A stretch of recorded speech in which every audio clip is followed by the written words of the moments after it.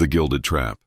In my hometown, there's a stretch of woods where the houses aren't just houses, they're fortresses. We're talking massive estates hidden behind miles of forest and heavy ironwork.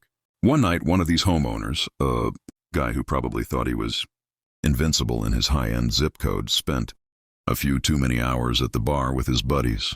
When his Uber dropped him off at the edge of his property, he realized he'd made a rookie mistake. He'd forgotten the key to his own front gate.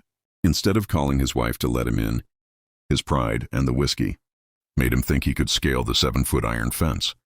The slip. He's halfway over the top, swaying in the dark. When his foot slickens on the metal, he plunges. He doesn't hit the ground, though. Instead, he feels a white-hot flash of agony. One of the decorative iron spikes, sharpened to a point to keep intruders out, had driven straight through his thigh. He was hooked like a piece of meat. The deadly dilemma. Now here's the terrifying part. He's dangling there, his phone just out of reach on the ground, and he realizes he can't scream for his wife. Why?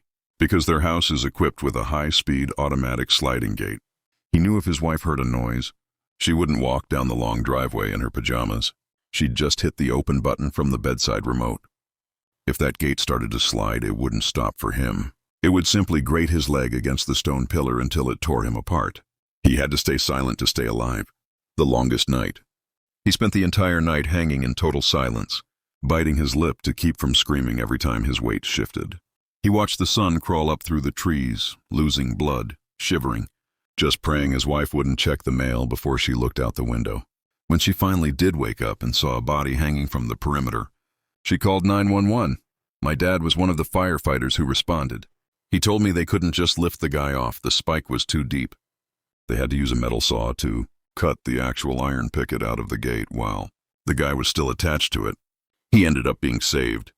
But he never looked at that dream home the same way again. Sometimes the things we build to keep the world out end up keeping us in.